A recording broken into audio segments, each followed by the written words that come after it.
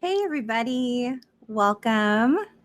Welcome back to live Q&A. Hashtag no more shame if you're sending your questions in over on Twitter, or you can always use the hashtag no more shame. Also in the YouTube chat box. The YouTube chat box, if I'm not mistaken, is over here now during the live stream. And then it can be viewed on a replay if you click view comments, view chat box comments. And then if you want to leave messages and get messages to us after a live video, if you weren't able to attend live, then you can do so down in the comments below. So if this video ends up being helpful for you, would you please give it a thumbs up? And if you haven't subscribed yet to this channel, would you please click the subscribe button and hit the little bell so that whenever we go live or post a video, that you never miss an update. So thank you so much for being here. Welcome. This is the weekly live stream Q&A for the global community of adult survivors of complex trauma, PTSD, complex PTSD, any type of childhood trauma in the form of abuse or long ongoing trauma in the form of abuse, neglect, captivity that you endured. And you're experiencing the after effects of that, which could be hopelessness, worthlessness, confusion about who you are, confusion about your identity. It's affecting your business relationships, your romantic relationships, your relationship with money, your relationship with food, the relationship you have with your children, or even just your friends and colleagues. You're welcome here. This is a safe space. So this is not crisis support. I'm not set up for crisis support. If you're a survivor of rape, abuse, or incest, please reach out to our friends over at RAINN, the Rape, Abuse, Incest National Network. They can be reached at rainn.org. Or if you're in the United States, you can dial 1-800-656-HOPE. Or if you are experiencing suicidal thoughts, you're having thoughts of killing yourself, please reach out to our friends at the Suicide Prevention Lifeline. And that's at suicidepreventionlifeline.org or 1-800-733-TALK, TALK. And if you're located in the UK, you can reach out to Joe at samaritans.org. You can email Joe, J-O, at samaritans.org, or you can reach out to the Samaritans simply by searching the word on your phone or on your computer. Search the word Samaritans, and they can help you 24/7. And if you prefer to text, you can reach out to our friends at the crisistextline.org, or you can simply text the word START to 741-741, and 24/7, 365, someone will come on and text with you and get you in touch with someone locally, there where you are, where you live, or somewhere nearby that can help you if you happen to be in crisis.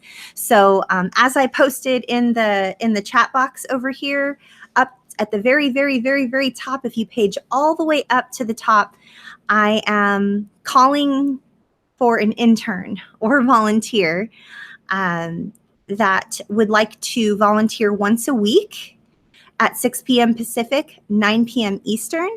It will be volunteering for 1 hour per week from 6 p.m. to 7 p.m. Pacific or 9 p.m. to 10 p.m. Eastern. And what you would do is you would show up right when the broadcast begins, and you would copy and paste text that I give you with all of the crisis information, eating disorder crisis information, suicide, rape, abuse, incest, domestic violence, suicidality, self-harm, and you would be in charge of copying and pasting that information in the chat box, making sure that everyone is aware that crisis care is available to them, but not here on YouTube. YouTube is never a replacement for medical care, professional help. This is simply a channel where I share my perspective and what's worked for me on my 17/18-year healing journey from severe childhood trauma, for lack of a better, more appropriate, more in-depth phrase, and what has helped me to recover. For those of you looking to embrace recovery as a lifestyle and looking for a community to plug into so that you can feel better and not hate your life, please do reach out to Lisa at cptsdfoundation.org and email her, Lisa at cptsdfoundation.org, and just let her know you want to get plugged into a free community. It's free. And she'll ask you a few questions and get you plugged into one or many of our online safe groups so that you can receive the support that you deserve. And if you're looking for more daily live interactive support, we're going to be doing daily calls. And you can also email Lisa at cptsdfoundation.org and just let her know, I'm interested in these daily calls. Could you let me know when they're ready, when they go? It for our public service announcements. The intern I'm looking for would be in charge of all of that. They would be telling everybody what's going on in our community over there in the chat box. And then once the video is ended, an hour later, they would paste all that information in one of the first comments down below the video for people that come on a replay and don't enable those chat comments. So that's what our intern would be doing. They would have all the information. They would just need to know how to copy that text, paste that text, and they would need to be here every single week, never missing a week. And if you can't be here, all you would need to do is find somebody ahead of time, see if they could do it for you, and make sure that they do show up. So if that's you and you're feeling your heart beating a little bit, or you're feeling like you really want to help out this community because maybe this community has helped you in your own recovery journey, then please email info@cptsdfoundation.org, and in the subject line put intern. Monday night intern. And then we'll go ahead and have an email conversation with you, letting you know the requirements, and we'll get you all set up so that you can start doing that. So thanks for listening. Thank you so much. I know that's 10 minutes of me talking. So maybe if someone, after the video is over with, could post a comment down below saying, hey, fast forward to 10 minutes after the video started for the content to begin. And that would probably be something the intern would do also. I get a lot of complaints like every single week, like, oh my gosh, you talk too much in the beginning of your videos. We don't need to know all the crisis information. You don't need to tell everybody the crisis information every single week. Like, why do you do that every week? I mean, you would not believe like how many complaints I get because I'm sharing that. But I'm very passionate about suicide prevention. I'm very passionate about crisis care because every single one of us has been in crisis at one point. Or if we haven't yet, we will be someday. And it's important to know how to reach out and get in touch with someone who is a crisis counselor, who is available and ready to help you on that level. And someone who's not just sitting here on YouTube at her office sharing ideas and best practices which have helped her recover. Because chances are I'm not sharing something that's going to get me out of crisis. I'm sharing something that's helping me along my recovery journey, which has been 17 years long. So there you go. That's what's going on. I've been out for 2 weeks because I've been sick, and I'm still sort of like moving my way through it. I have a little bit of a rattly cough, and like when I breathe, it rattles. Hopefully I don't have a coughing fit during this video because they do last about 10 minutes, and I'm not looking forward to coughing for 10 minutes or having my eyes water and snot run down my face and make disgusting noises, because that would kind of be super embarrassing, even though we've all been there. So that's where I'm at. That's where I've been for 2 weeks. I am back because I'm feeling good enough to function, good enough to put some makeup on, good enough to sit here and talk with you guys. And I don't need to be lying flat on my back, which I have been for 2 weeks. So thanks so much for being here. I'm going to jump right in. I want to say, hey, I want to say yo to Matt. Matt is moderating and sending all your questions in. I have a particular question that was asked in one of our online safe groups, one of our free groups. I'm going to do a brief screen share of that question. And then I prepared a little screen share presentation to answer that question. And then I will go ahead and I will address all of your questions as much as I possibly can. But briefly, before I get started, I want to say thank you to those of you who already sent in questions. So that would be hello to Shannon O'Brien. Thanks for being here and sending in a question. Hello to John Harvey. Hello to Monica. Hello to Hunter. Hello to Candace. Hello to Heroes Don't Wear Capes. Hello to KN. Hello to Rhonda. Hello to all of you guys. I'm so glad that you're here. Okay, so what I would like to do, if it's okay with you guys, is, let's see here. Oh, you got like, can you see all of my junk on my desk? Like I have tons of like candles and junk and like all kinds of like a pile of stuff there. We're not going to look at that. These are not the droids you're looking for. Okay, so you can look at my little plant if you want, but there's my family. There's my husband and my son and my daughter-in-law right there. So finally have a picture of them up in my new little office setup here.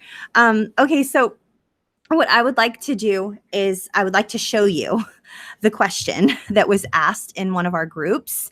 And I love that everyone in our groups is so like, I'm just trying to get comfortable, you guys. Like my body has been aching just because of like whatever illness I have. It's like seriously achy and gross. I'm just gonna lean back and put my feet up if that's okay. Okay, that takes a lot of energy. Like I haven't talked this much, like straight for a couple weeks. Okay, so I'm going to show you the screen share. I'm going to show you the question super fast that was sent in by one of our community members, one of you guys who are super amazing and awesome. And the question reads, here we go. Let's see here. Hopefully you can see this okay. Present to everyone. I guess you can't see it unless I bring it back up. There, how about that? How about that? Can you see it? I think you can see it. Okay. So here, this is the question here we're going to be looking at. And I can't zoom in like I thought I could. Maybe I could. Oh, there we go. There we go. I blocked out everybody's names and pictures.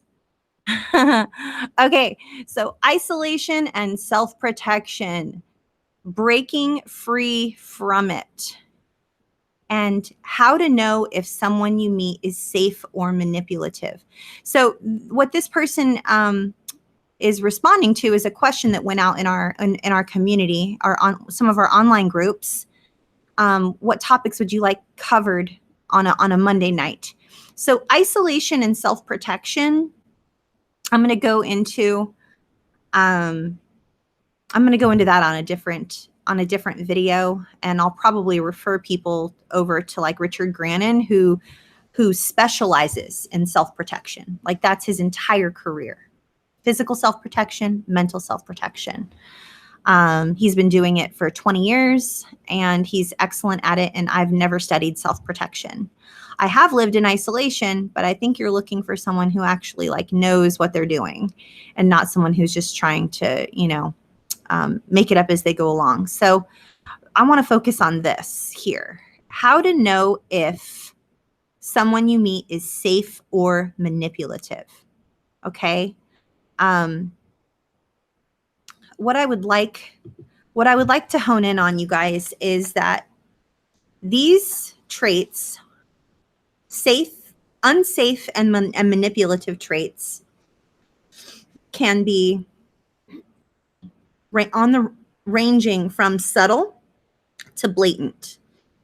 And you are going to need to discern which traits are just someone that maybe just isn't a nice person versus someone who is unsafe or manipulative to the degree that they're going to be lacking in empathy,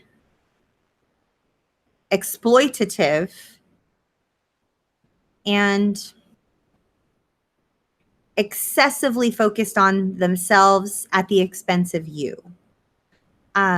So I put together a brief little screen share here that I would like to share with you that has helped me. These are some things that have helped me. And I have them written down on this paper, but I want to bring it up on the screen so you guys can screenshot it. because anytime we can screenshot something and keep it in our phones, that really helps a lot because it's top of mind. So some things we're going to discuss tonight, just make a mental note of this, and we're going to come back and we're going to discuss it at length, okay? We're going to discuss how unsafe people think they have it all together. And we're going to discuss, number 2, how unsafe people tend to be really religious and maybe like dogmatic or self-righteous. What's another word? Legalistic. Okay, those are unsafe characteristics because they lead you to believe that someone has they have it all figured out. They're perfect, right? We're going to talk about number 3, how unsafe people tend to be very defensive. Number 4, unsafe people, they lack humility. They're very self-righteous. They lack humility. Number 5, when presented in a situation, unsafe people will either rarely say they're sorry or they'll only apologize. Like, sorry. Oh yeah, sorry. I'm sorry you feel that way. They're never really authentic in their apology, and nothing changes moving forward. Talk about number 6, how unsafe people avoid working on their problems. And number 7, unsafe people demand trust. They demand that you trust them. Trust me. You need to trust me. Okay. Number 8, unsafe people believe that they are perfect. Some of these are all very similar, right? Some of these are very similar. They're like in the same vein.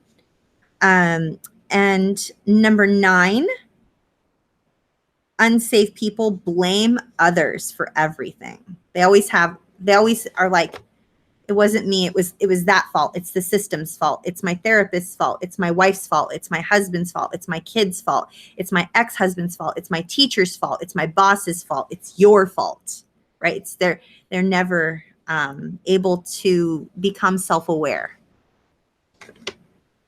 Number 10, unsafe people lie. They tend to be very dishonest. And then a bonus, 11. Unsafe people tend to be stagnant. They're just in one place and they don't desire to move forward. Now, before I lose all of you, full disclosure, I used to exhibit all these characteristics. I used to be the unsafest person in the room. Okay? Let's sit with that for a minute. A lot of you are thinking, but Athena, you seem like such a safe person. Have I been wrong all along? Are you really an unsafe person? And now, and I really don't know what safe even is. Like, I trusted you. I feel betrayed by you, blah, blah, blah, blah, blah. You know, before we go down that route, I want to let you know that I used to be the unsafest person in the room. I used to exude all of these characteristics. Excuse me. I forgot my water. I used to struggle with this. Before I understood what boundaries were, and before I understood that I even had choices, because choices weren't a part of my like relationships or upbringing. Like when I was growing up, like there weren't a lot of choices. So I didn't realize that I could choose to not be acting like I had it all together. I didn't have to like fake it till I made it. You know, I didn't need to act a certain way and be really rigid in my boundaries. And I didn't need to be defensive, and I didn't need to have a deep need to be right all the time. And I didn't need to, you know, just kick people to the curb and remove myself and sort of sabotage every relationship, right? I didn't need to blame other people, because even if that was the truth, it really is short-sighted on my part. And I was unable to sort of like sit with, when I was stuck in that black and white thinking of things are either all good or all bad, I needed to believe that I was the good one and that my abusers or their enablers were the bad ones. I didn't understand that there is a scary middle where a lot of the healing happens. And I didn't realize that I could be a good person, headed down a good path and still have bad characteristics that I needed to work on.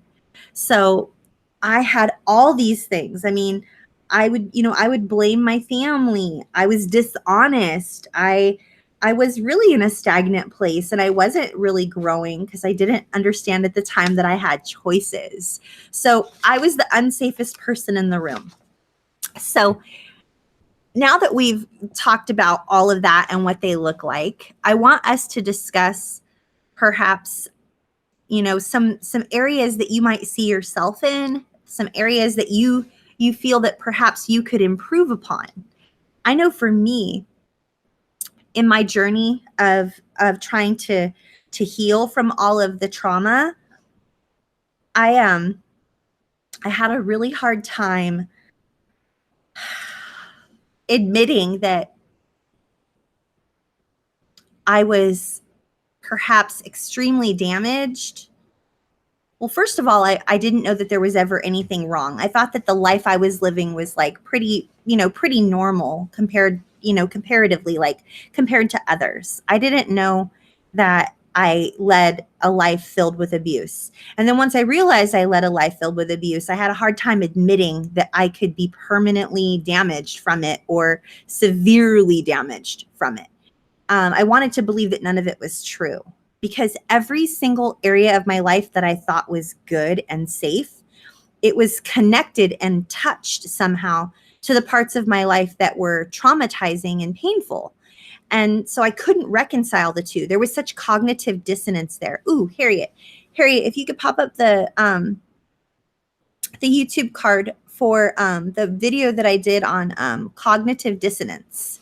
That would be great. That's a really good one to understand what cognitive dissonance is, just so you don't feel like you're going crazy. So I want to ask you guys, like, have you ever noticed that there are some things about yourself that you could probably stand to work on? And if so, is that really hard for you to admit? I want to say hi to Katie Lee and to Willow also, who sent in some questions. I'm going to have a hard time getting to all these questions tonight, you guys. I love all your questions, but I want to be respectful of the topic that we're on, and I really want you guys to understand how to know if someone is safe or if they're manipulative. So let's just briefly go into a screen share that I created for you so that you can look at different ways that people can be manipulative, okay? I really want you guys to have some takeaways, and I want you to have a screen share that you can do some takeaways. Like a screen share that you could like screenshot it on your phone or on your computer and then be able to save that and then think about that this week. And then we'll come back and we'll answer more questions like we do every single week. I don't picture myself being absent ever again. It's probably like one of the very few times I've ever been absent in over 4 years. So I won't leave you guys again. I was just like seriously not able to function because I was sick. So here we go. I just want to show you guys the screen share super quick. Let me know if you can see that. Can you guys see that okay?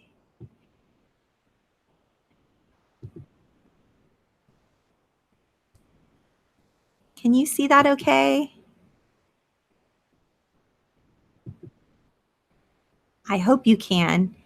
Okay, so here we are. We're at traits of unsafe or manipulative people, week 1. And I labeled this week 1 because I really see this as this is not a topic. Kind of like how we did that 9-week series on feelings. I really don't think you can cover safe people or what are unsafe or manipulative tactics in 1 week. Like, it really needs to be a series. So maybe we could do a series on safe people. That's what we could call this, or a series on how to look for safe, unsafe or manipulative traits in people. Okay. So I want you guys to email if you guys are not already plugged in and you are looking. Only if you're looking. I'm not trying to get you to like do anything that you don't want to do. If you're not receiving the level of support that you want, then connect with Lisa. Email Lisa at cptsdfoundation.org if you want to get welcomed into one of our safe groups. They are free. You can get plugged in for free. And then you can also ask Lisa about daily recovery support calls. Those are coming soon. Daily calls. You can dial in and connect with a community of people just like you live every single day. People are kind of like reaching out to me, and they're thinking, they've described it like it's kind of like AA. One day at a time. It's one day at a time. So we're going to meet every single day. And I really believe that it's going to be something really incredible that a lot of you have been wanting for a very, very, very long time. So the question that was sent in is, how do I know if someone I meet is safe or manipulative? Remember the gal from our group that I showed you the Facebook screenshot of? So I want us to first clarify the definition of manipulative. So I wish I could zoom this in. I don't think I can on the screen share. Manipulative, adjective characterized by unscrupulous control of a situation or a person. Used in a sentence, she was sly, selfish, and manipulative. And then some other words that we use to describe manipulative in the thesaurus, used in a sentence, his manipulative partner eventually stole the business out from under him. So some other words that we would use to describe manipulative are scheming, calculating, cunning, crafty, wily, shrewd, devious, designing, conniving, Machiavellian, one of the character traits of the Dark Tetrad, artful, guileful, slippery, slick, sly, unscrupulous, disingenuous. And then an informal way to describe it is foxy, but not like foxy lady, but like foxy like a fox, like sly like a fox, like calculating. So here are just a few characteristics of unsafe or manipulative people. Having it all together instead of admitting their weaknesses, being extremely religious instead of spiritual, being defensive instead of being open to feedback, acting self-righteous instead of humble, only apologizing instead of changing their behavior, avoiding working on their problems instead of dealing with them honestly, demanding trust instead of earning it, believing they are perfect instead of admitting their faults, blaming others instead of taking responsibility for their thoughts and actions, lying instead of telling the truth, remaining stagnant instead of growing. And remember, a good rule of thumb is that healthy people are always seeking personal growth. So how about you guys? What other unsafe or manipulative characteristics would you add to the list? Put them over in the comment section down below. Like if you're watching a replay, put some unsafe characteristics I would add to the list are, and then type them down below in the comment section. And if you're here live, put them in the chat box. Some unsafe or manipulative characteristics I would add to that list are, and then list them. What are some ones that I've left out? What are some things that you've recognized that feel unsafe or that feel manipulative? And I would love for you guys to participate and add to the discussion in the chat box or down in the comment section. I always love your participation. And then again, don't forget to email Lisa at cptsdfoundation.org if you would like to be welcomed into one of our online virtual safe communities. And remember, they are free. And then also be sure to ask Lisa about daily recovery support calls coming soon. And it is okay for you to pause right now and send Lisa an email so you can finally receive the support that you deserve. Okay? What do you think, guys? I'm going to start answering some questions now, but that's my take. That's my take. So for the next 30 minutes, I'm going to go through And, oh, I want to say hi to Cha-Cha Marquez. Haven't seen you in a while. I'm so happy to see you. I'm happy to see all of you guys. Rhonda, Katie, Willow, KN, Heroes Don't Wear Capes, Candace, Hunter, Monica, John Harvey, and Shannon. So I'm just going to go through and answer some of your guys' questions, okay? I wish I would have grabbed some water. In fact, I think I'm going to go grab some water because otherwise I'm going to continue to cough. So if you all could just talk amongst yourselves, and I'm going to get some hate. You know that in the comment section on the replay, people are going to be like, she just leaves the computer for like several minutes. Like, seriously, who does that? I do, because I forgot my water. So I will be back.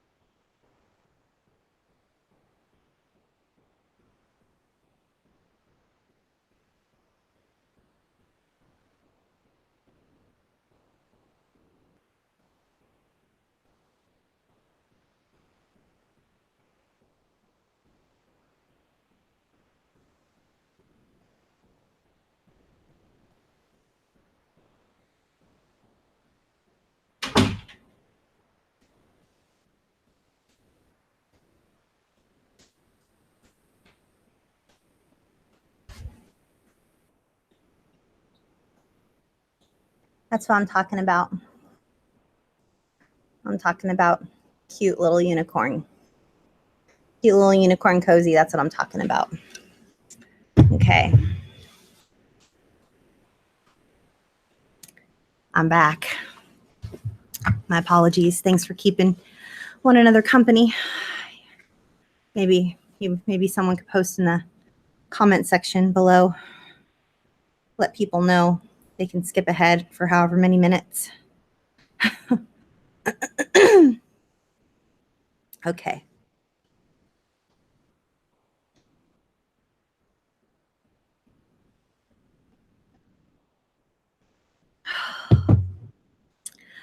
I'm so sick of coughing, like seriously. Okay, here we go. Time to kick back and put my feet up again.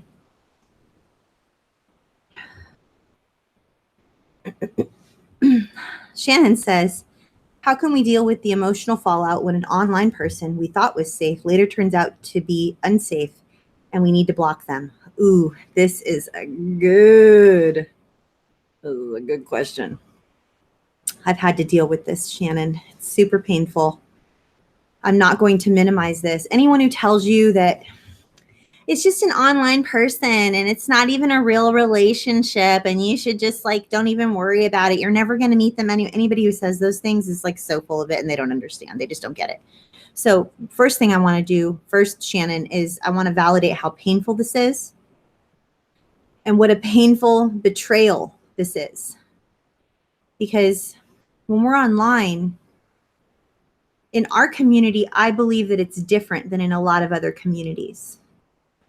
In some communities, people show up as avatars and they're just like fake versions of themselves or online versions of themselves. But what I have come to learn about the survivor community over the past 4 years, more than 4 years, is that we show up vulnerably and we show up in a way that is very authentic, and we have our guard down. We're here to receive support. We're here to give support. We're here to experience connectedness and inspiration and hope. And when someone you thought was safe ends up being someone who isn't safe, it can be extremely devastating. So it's a loss, which is traumatic, and trauma is cumulative. And so I would acknowledge and sit with the fact that you're experiencing grief, Shannon. It's a real grief. Just because someone is just an online friend or acquaintance or family member, like, we're all family here. We're the friendly family of choice. Those of us who are here on this channel, most of us, 90+% of us, are here because our family of origin was abusive or exploitative or invalidating or unkind, or they scapegoated us, blamed us for everything, or otherwise caused us to feel shitty about ourselves. And so we sought connectedness and love and acceptance and kindness elsewhere, here in this online space with all of us. And so I would encourage you to allow yourself to feel real feelings of grief and move through that grief. And I know that there's a model that people use. Grief, you can move through grief. Denial, like it didn't really happen, it's no big deal, whatever, like I'll just move on. Anger, that really upsets me, I'm very frustrated by that, I feel angry about that. Bargaining, which is, gosh, maybe if I would have said this differently, maybe if I would have noticed sooner, maybe if I would have done this or said this, maybe we try to bargain with the situation. And then the next stage is depression, and it really, really causes us to feel sad and feel that pain, right? And then the last stage is acceptance. So DABDA, DABDA.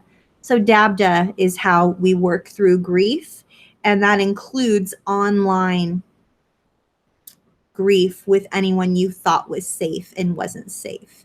So it's also important to realize and to accept and to acknowledge that we don't move through grief in a linear fashion. We don't go, okay, first I was in denial, and then I felt some anger, and then I was a little bit, wondering what I could have done differently, and then I was a little sad about it, and then I accepted it, and I was just done. DABDA, boom, done. Like, it doesn't really work that way. I wish grief worked that way, but it kind of doesn't. And grieving, allowing ourselves to feel feelings of grief, is super, super, super important for healing any symptoms of CPTSD. Grieving the childhood we wished we would have had, grieving anything we wished would have been different, grieving the safety that was stolen from us, grieving the betrayal of those relationships that we thought were safe, grieving the people we thought had our back, but they sat by and did nothing, grieving all those different things. Grief is always at the heart of healing anything CPTSD related. That's not what many of you want to hear. You guys want to hear that you can go do some things, run this, do that, fill out that, attend that, check off that box, etc., and then you'll be healed. But it's often this non-linear, complex healing process because the trauma is complex. It's not simple. So I hope that was helpful, Shannon. I know it was a long answer, but it deserved a long answer. That is very painful. I have cried a lot of tears over online relationships that I wished would have gone differently. And I want to encourage you to sit with this as long as you need to, and know that you will get through this. You will heal from this. It might just take a little bit longer than you'd like it to. So I hope that was helpful. Moving on to the next question.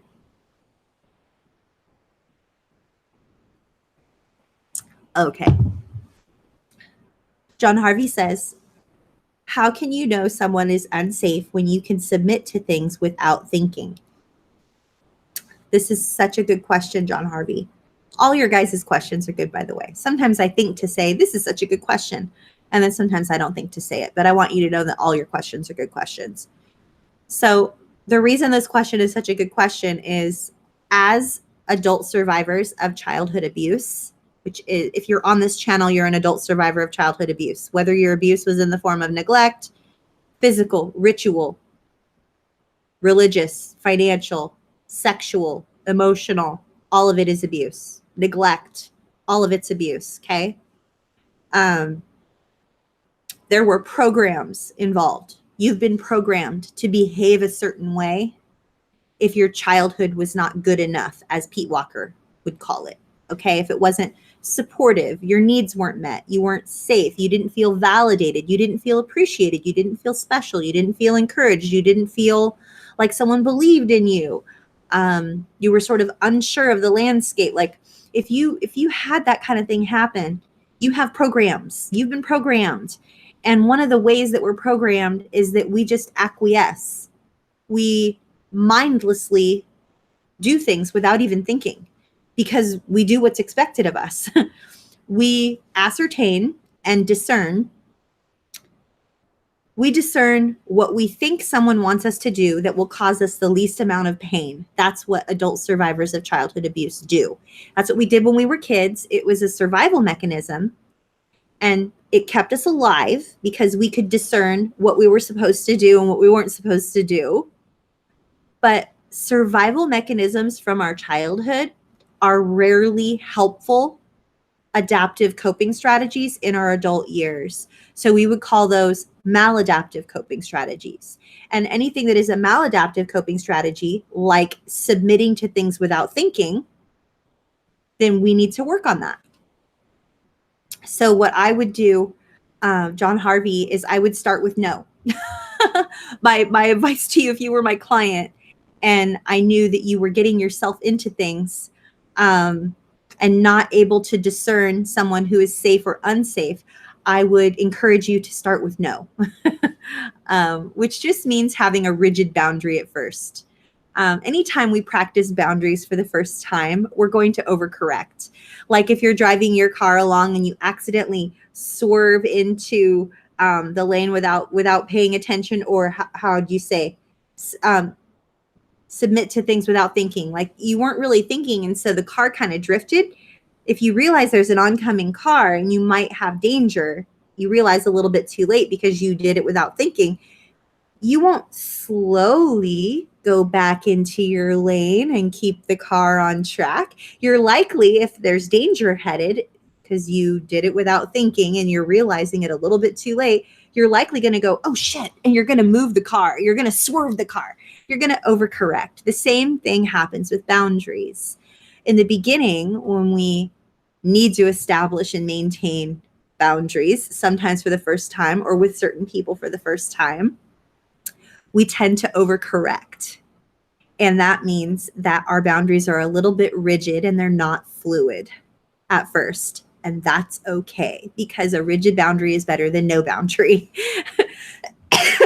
Excuse me. A rigid boundary is better than no boundary, because at least if you have a rigid boundary, you're feeling what it feels like in your body to keep yourself safe. You're doing what you need to keep yourself safe. You start with no, and then you work on that. And you're like, oh, wow, I guess I was a little abrupt in kicking that person to the curb or saying no to that person or whatever. And it seems like they might have been a really nice person and I didn't really know.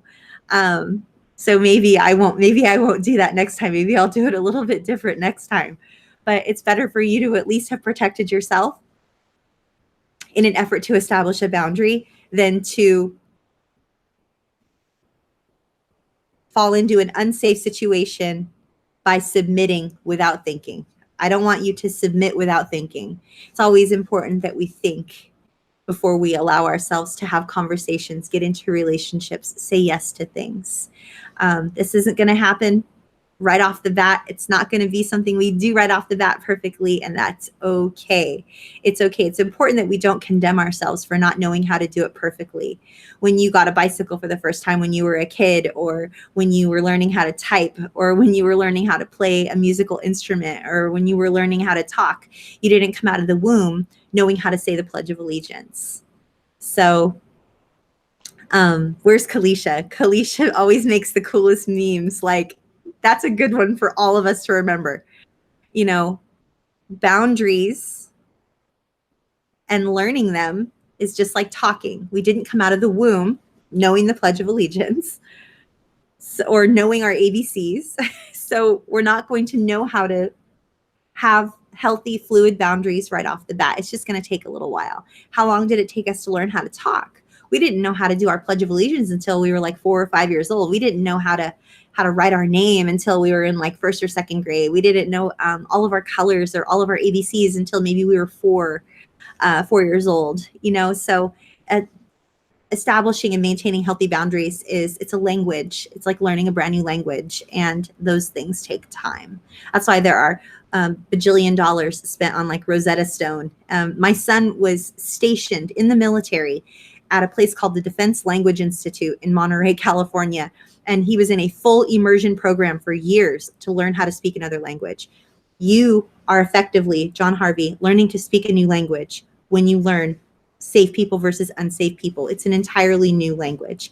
Boundaries are an entirely new language. Boundaries are a new language. Safe people, new language, 2 new languages. So by the end of this series, you guys might be a little bit fluent in safe people, and then maybe we can move on to boundaries, you know? So I hope that was helpful. Monica says, how do we not fear being manipulated when starting new friendships or searching for a new group of friends to belong to? This is so good and so timely. You know, Monica, I have been living on this island now for about 12 years, and I go to the same church. I've only been to a few different churches on this island, but like I still struggle with fear of being manipulated when I, you know, go to certain ladies groups or go to certain Bible studies, or like, let's say there's like a worship group that meets and, you know, they sit around and play music and sing worship songs. And I love doing stuff like that. I love singing, love it so much. Or like, remember last year, you guys, remember I joined the choir and then I have my Christmas choir performance. I was afraid of being manipulated and starting new friendships. So I would say it's okay to be afraid of being manipulated when starting new friendships. So I know you want to know how we can not be afraid of being manipulated when starting new friendships or searching for a new group of friends to belong to.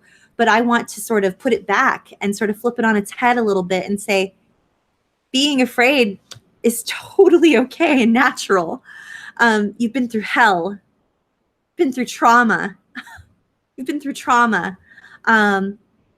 I have a dear colleague and client of mine who was in a car accident, and to this day doesn't love to drive because it's very traumatizing for her to drive because she was in a car accident when she was younger.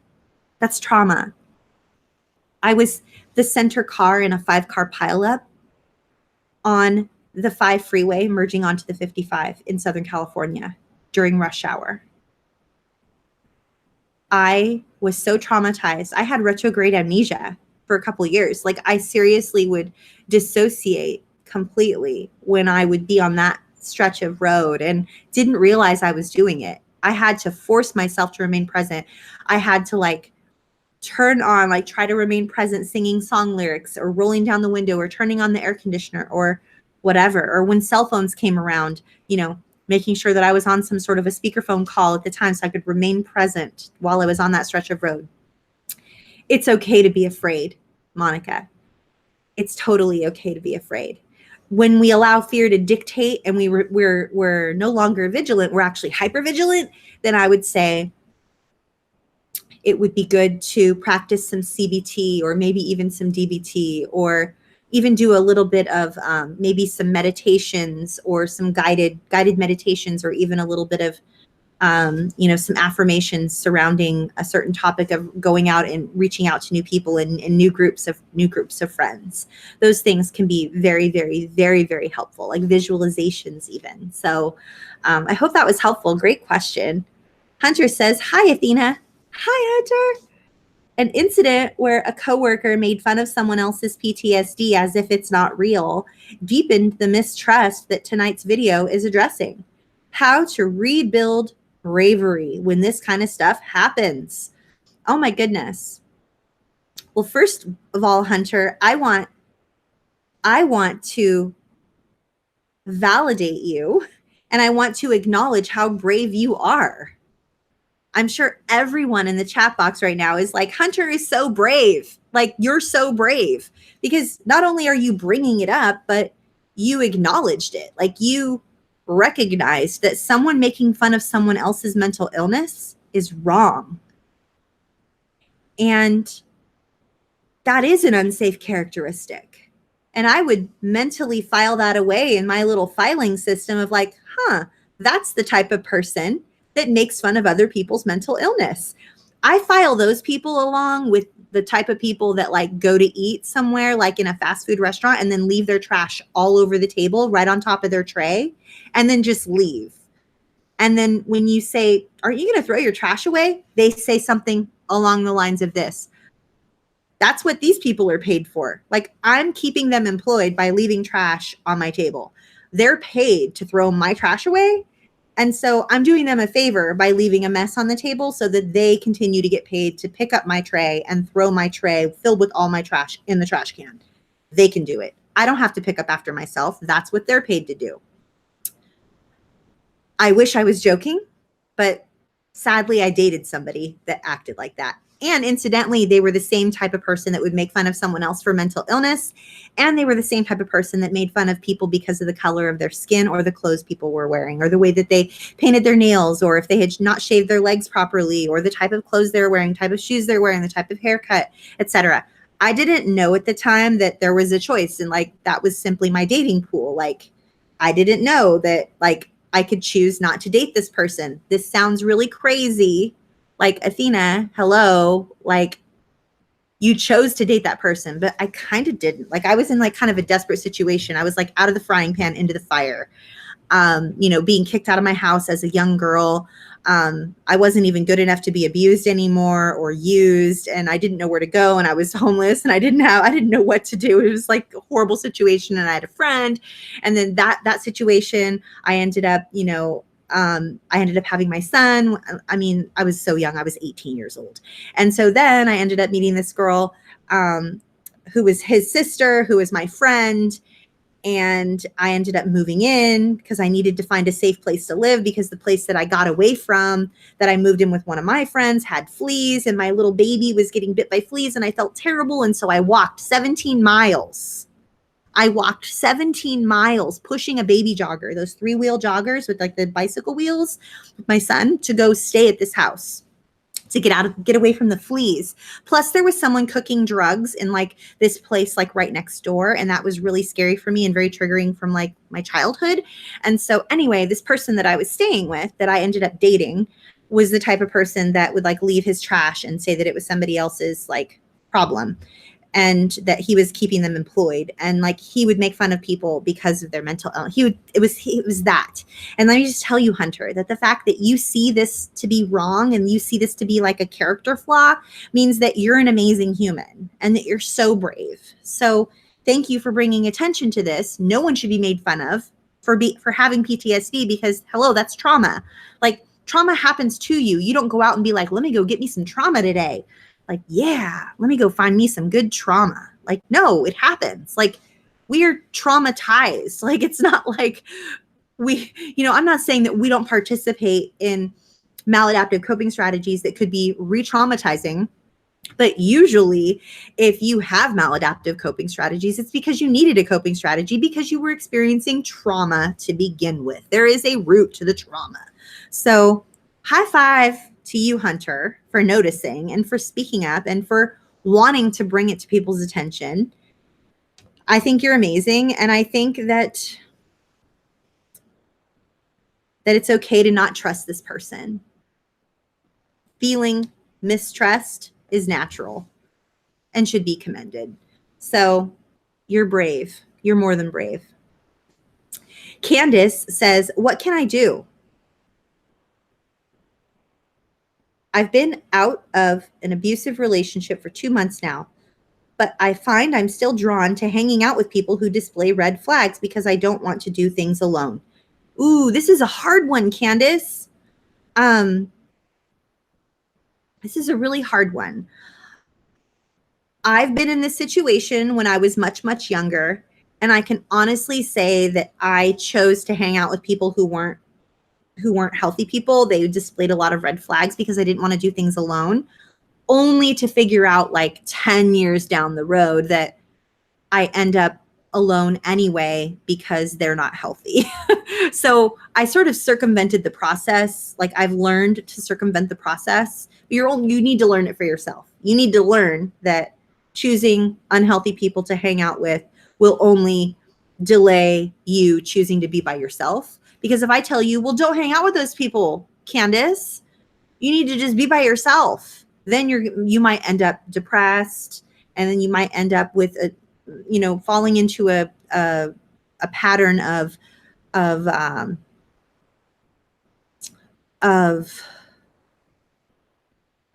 what's the word? Not depression, but discouragement, despair.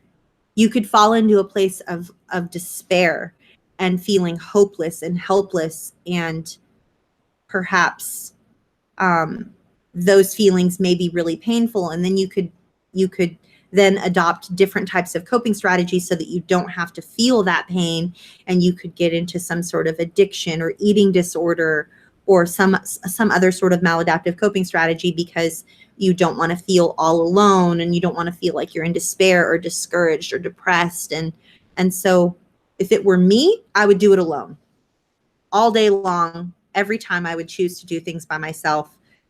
But I didn't used to be that way when I was much younger. I would allow myself to hang out with people that weren't healthy because I was afraid to do it alone. I was told that I could never do anything on my own and that I would never amount to anything and that I would always need my family and that blood is thicker than water and we're all you have and you better just be grateful. You should just be grateful. Like those were all these messages that I had in my head that I kept repeating over and over and over. And so I was choosing to hang out with these people who were not healthy, AKA my family of origin, because I was afraid to be all alone. But turns out I'm kind of all alone now. And while it's not ideal and I really do crave closeness and like healthy relationships with my family of origin, I know that I can only control me and I can't fix them. I can't fix them. I can't help them make healthier choices. I can't help them stop lying. I can't help them stop manipulating. I can't help them stop being prideful. I can't help them stop being abusive or manipulative or unkind or predatory or sadistic or just wrong in so many ways. Like I can't fix that. And it took me a long time to realize that and admit it. And it was really hard. So while I have a huge amount of compassion for where you're at, Candace, and I don't necessarily have a great answer, you're only 2 months out of this abusive relationship. So I would encourage you to have some compassion and some grace and show yourself some kindness. 2 months is not a long time in the grand scheme of your life to have it all figured out. It's going to take you longer than 2 months to figure it all out. It's taken me 17, 18 years to heal from some crazy stuff.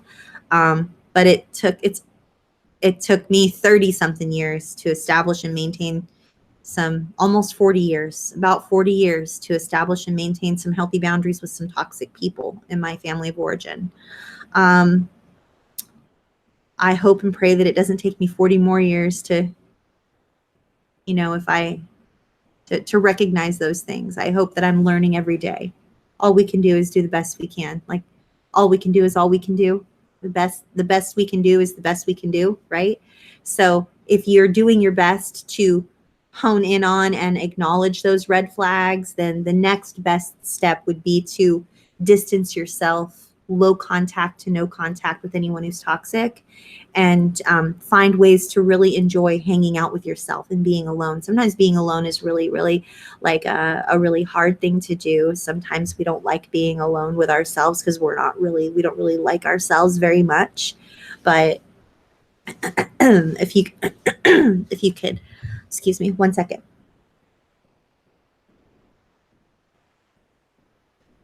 If you could find a way to acknowledge what is and then move forward in a healthy direction. And sometimes it helps if we can picture someone we really love. What would I tell my best friend's daughter to do? What would I tell my cousin to do if I knew that she was hanging around with people who were displaying some red flags? What would I tell my brother's son, my nephew? What would I tell my nephew to watch out for? And think of someone you really care about and you have their best interest in mind. If it's hard to apply to ourselves, sometimes we can apply it to another person, and it really helps us sort of take the action that we want to take. So I hope that was helpful. Heroes Don't Wear Capes says, I'm struggling with the good girl role between myself and my grandmother. I think she's a covert or shy narcissist. Can abuse seem kind and gentle? But it's crippling. I gaslight myself. Oh, heroes don't wear capes. I relate to all of this. I definitely was stuck in the good girl role. That was something that I struggled with for a really long time. I was very vulnerable to covert and shy narcissists. And yes, abuse can seem kind and gentle, and it is very crippling. And I did gaslight myself, but I want to encourage you to reframe that. You're only gaslighting yourself right now because you have a fantasy. You need to believe the fantasy is true for some reason. And we don't gaslight ourselves on purpose. We do it because we were gaslit for so long. And if you don't understand what gaslighting is, and I'm talking a weird gibberish language, Harriet, if you could pop up like right here, the YouTube card on the replay for the video we did on gaslighting, that would be awesome. But if we've experienced mind control, which is what gaslighting is, then we can talk ourselves into being a certain way or acting a certain way. And it's only out of a place of needing love and acceptance or needing to believe good things about ourselves. Eventually, heroes don't wear capes. Eventually, you're going to believe, without anyone else's help, you're going to believe good things about yourself. And you won't need an external locus of control or something outside of yourself to believe good things about yourself. It's just going to take some time, but it will happen. I promise. I promise it will happen. It's just going to take a little bit of time. Okay? KN says, one of my abusers was my youth minister at church. I've heard that about a dozen times. If I had $1 for every time I heard that one of my abusers was from the church or was my youth group leader, oh my goodness, it just disgusts me. Because hello, like the church is supposed to be a safe place, and it's not. Oh my goodness. Sorry, I digress. KN says, one of my abusers was my youth minister at church. How can I possibly trust to send my children to anyone and not hinder them by being overprotective? Oh, this is so hard. Oh my gosh, this is so hard.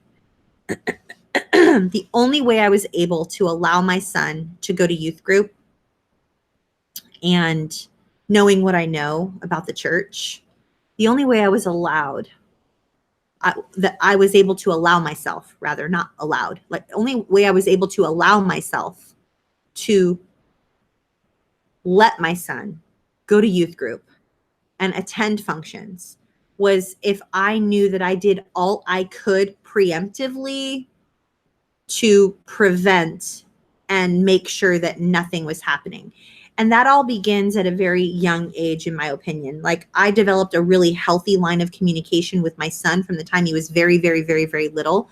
We talked a lot about private parts, and And, did they touch you there? Did they touch you there? Did they touch you there? Did they touch you there? Like, so that you're not like, did they touch you here? And then they're like, no, because it's like you're touching their private, so like we would have open dialogue about like, did they touch your hand? Did they touch your eyeball? And he would go, that's not my eyeball, that's my elbow. And I would go, did they touch your nose? That's not my nose, that's my ear. Okay, did they touch your toes? That's not my toes, that's my knee. And I sort of made sure that I had this open line of communication that was fun, and the barriers were down to find out, what was really going on. And I made sure that I had FaceTime with these people, not like FaceTime like iPhones, because there weren't any, but like I was in front of these people, letting them know, like, I'm very involved here. And just so you know, like, I've talked with my son every single day about these things. And, and that continued all the way through high school. And you said something here, which I thought was really key.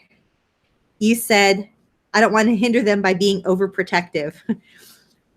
I might be the wrongest person for you to get advice from, because if my son was sitting right here, which I should do a video with my son sometime. Don't you think that would be helpful? I thought about the other day, I was like, you know what I should do? I should be doing videos with my husband. I should be doing videos with my son. Like, I should seriously be letting you guys like have access to these people that I've had access to. And you can even ask them, like, what did Athena do? Like, what is the most horrible thing? Like, what was the most helpful thing? Like, just so you guys could like ask your own questions. You know what I mean? But I might be the wrongest person in the world for you to be asking this advice to, KN, because I was the most overprotective mother ever. And I did hinder. My son, one of the most recent conversations we had was, hey, Mom, have you watched that show, The Goldbergs? I'm like texting him back, no, I haven't watched it yet, but I'm thinking about maybe watching it on demand. And he's like, you totally should. She's a smother, just like you. Smother, as in like smother, like helicopter parent, smother, like smother your child. Yeah, she's a smother, just like you. Like, so, like, seriously, I'm the wrongest person that you could ask. That, like, I was so overprotective, but I had reason to be. And you know what? I believe that my son has led a relatively healthy and untraumatized life because of it. And I didn't succeed. Like, he still experienced trauma. He doesn't even believe Mom, I never had anything traumatic happen my whole life. And I'm like, yes, you did. And he just doesn't believe me. He's 25. He knows everything. So if you all need any information on anything in the world, my son has all the answers. I'm just kidding. I'm totally just giving him shit right now. He'll probably watch this. I saw you talking about me on your video. So yeah, I think I did hinder him, but I also did some good, and I could sleep at night knowing that I did the best I could.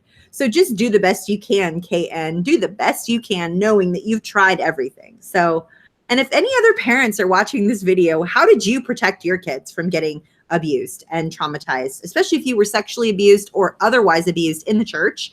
Like, how do you find a way to allow your kids to go to youth group? Like, leave something in the comments or in the chat box if you're here live, and like, let's talk about this. Let's have a conversation that not very many people are having.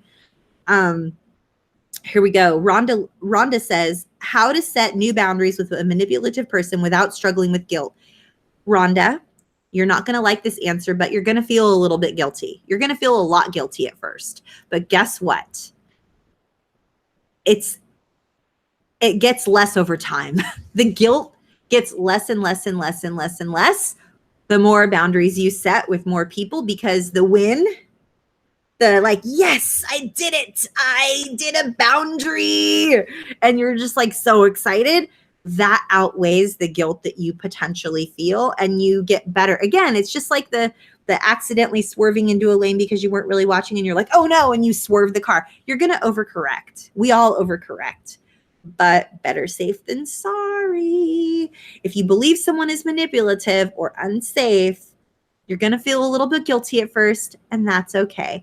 And please remember, healthy people Healthy people that are not manipulative and unsafe will respect your boundaries. They just will. You might get like a tiny bit of pushback, like, really? But they won't like throw a 3-year-old tantrum. In fact, that's a good litmus test. That is a perfect litmus test to find a manipulative, predatory person, someone who is manipulative and unsafe. If you establish a healthy boundary with someone who is manipulative or unsafe, they will likely throw a tantrum like a 3-year-old, or they will cut you out of their life forever or guilt you on purpose. There you go. And sometimes even safe people push back and guilt you at first. Like my husband, he pushed back and like guilted me at first. And I stood my ground and I looked at him. I got up in his face just like this. No, I didn't look at him all ugly like that. I looked at him and I just looked at, like, opened my eyes really, really, really big. Mind you, we were in like our first year of marriage. We had just celebrated our first wedding anniversary. And he said something to me and I could tell that he was violating a boundary that I was just learning what boundaries were.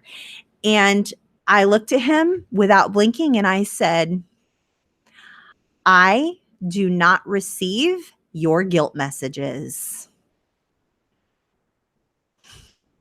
You know? So it wasn't comfortable for either of us. But we worked through it. We just celebrated 7 years on the 2nd, which we still haven't even opened our anniversary cards. Why? Because I was sick. I was sick on our anniversary. We haven't even opened our cards yet. Ay. Sorry, off topic. Squirrel. Willow says, I seem to go from rock solid about setting boundaries with someone to feeling like I am being abusive. The other day, I got overwhelmed with fear that I am the narcissist. It's scary. So Willow, I hear this so often. And you want to know who I never hear it from? You want to know who I never hear this from? Narcissists. Because they don't believe anything's wrong with them, like, ever. Because they're perfect. Like, they go, I'm so sorry. I'm a horrible person. You must hate me. I'm the worst person ever, ever, ever, ever. Because they want you to go, no, you're not. No, you're not. No, you're not. No, you're not. It was me. It wasn't you. That's a shy or vulnerable or covert narcissist, by the way.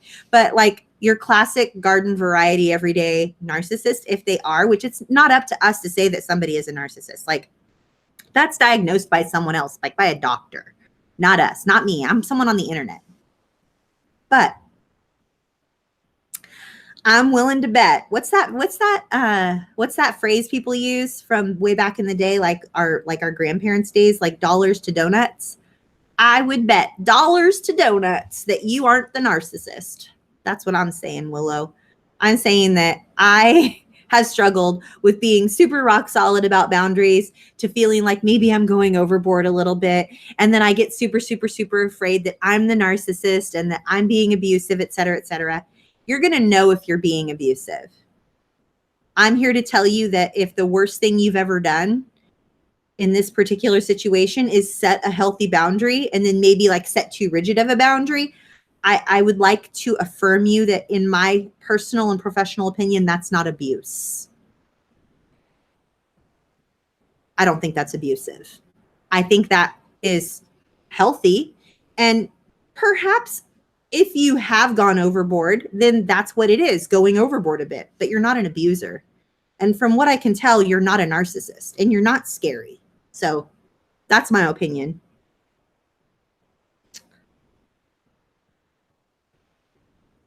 Let's see here. I know I'm over time, guys, but I just want to, because I want to move on to week 2 next week and I want to have a clean slate. You know what I'm saying? So Katie says, is there any way to hold on to self and not get caught up or minimize being swept into the reactionary negative emotions of others in response to our boundaries? Is there any way to hold on to self and not get caught up or minimize being swept into the reactionary negative emotions of others in response to our boundaries? Katie, what you're describing is something that I experience personally and almost all of my clients experience as well. And it's because they were raised in an environment where they didn't have a self. There was no such thing as self. They only had what their abusive object, primary object, usually a primary caregiver, mother, father, grandmother, aunt, uncle, primary care provider.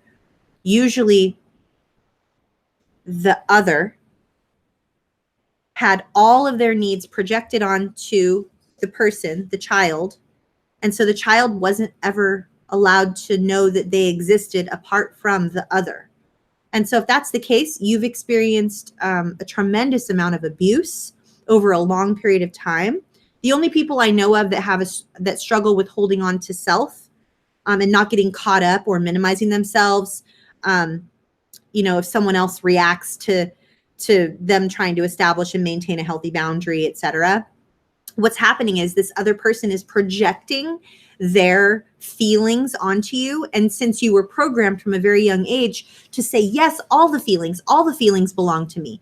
All of your stuff belongs on me because it makes me. And so if we can possibly all sit here together and go, wow, here's this innocent little baby.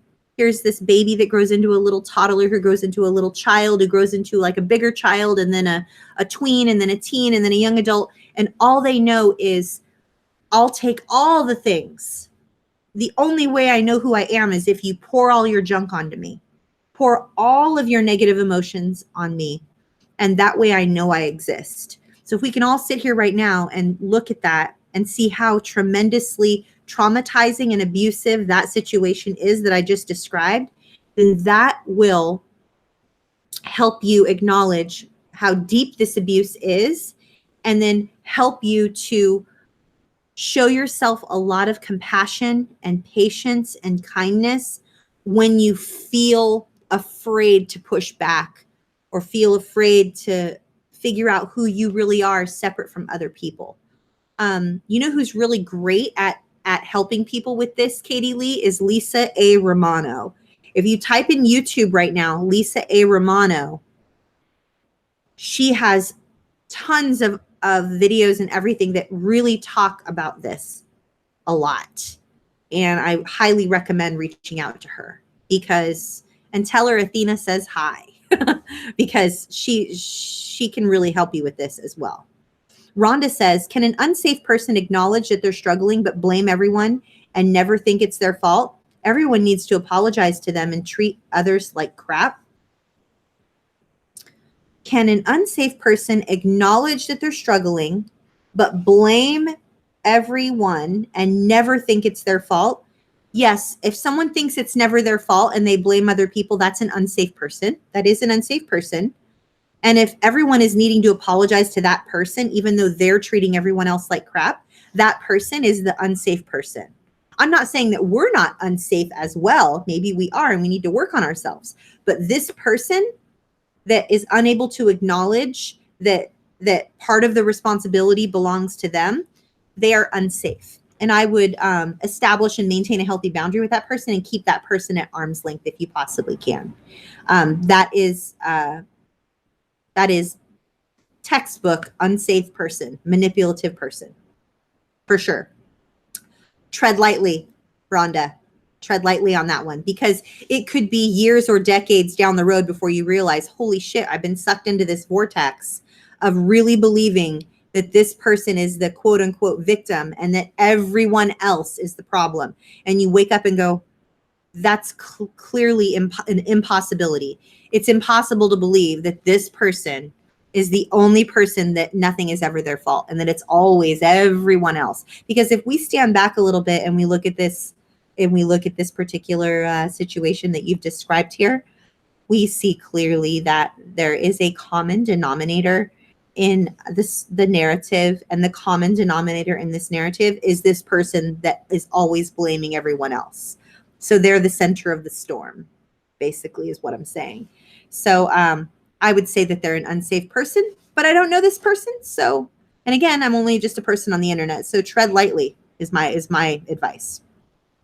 Cha-Cha Marquez says, why do we tend to overlook toxic and manipulative behavior from unsafe people just because they are our family or someone we love? Because biologically, our DNA, it is natural for us to look for love and approval and acceptance from the people that surround us. Like we are, like their blood flows through our veins type of a thing. Like it's the system that we've been surrounded by. So let's just say you, Cha-Cha Marquez, were born, but you were placed in a completely different family. And you sought your validation and self-worth and the way you contribute to the world and your likes and your dislikes and your approval, acceptance, love, kindness, food, shelter, everything from this other family that you weren't born into,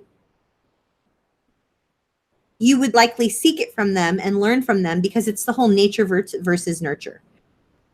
Same happens if you're born into a family and in DNA, it's like the DNA runs through your veins and it's this dysfunctional thing that is in the system. I happen, and I know that this is not a popular opinion, Cha-Cha. I'm just telling you ahead of time right now, this is not a popular opinion. I am more all about, when it comes to boundaries and toxicity and manipulative behavior, I'm more about nurture. I do believe we learn from the people around us and we are shaped into what they need us to be to fit into their family system than I am versus nature, meaning that's how we were born.